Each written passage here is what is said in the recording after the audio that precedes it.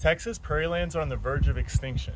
I currently live in the Texas Blackland Prairie ecoregion, which is a temperate grasslands named after its dark, nutrient-rich soil.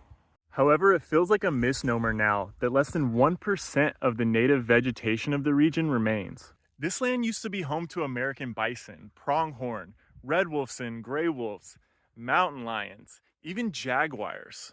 All of these species were extirpated by European settlers and their destruction of the tall grasses that covered this region that stretches from the Oklahoma border all the way south of San Antonio.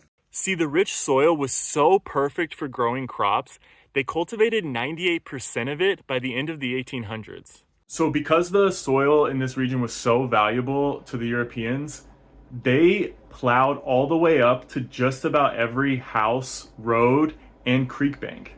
By the 1950s, much of the soil was so stripped of its nutrients from the overplowing that a lot of it was turned into grazing for livestock, mostly cattle. And overgrazing of cattle even further degrades soil by compacting it, stripping the plant roots coverage for the soil, which all of it in turn leads to more erosion, exacerbating the issue of losing nutrients from the topsoil.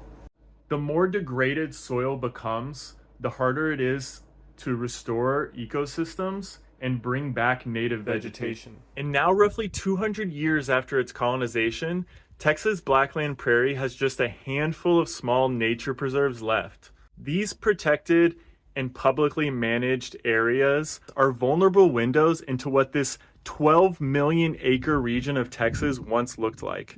If we want to have any chance of restoring Texas prairie lands, really the only solution, since there's so little public land, is to convince private landowners to allow for ecosystem restoration to occur on their property. And that's an uphill battle in Texas. While there's many cultural, educational, and political barriers to doing this, it really may be the last hope for Texas prairie lands.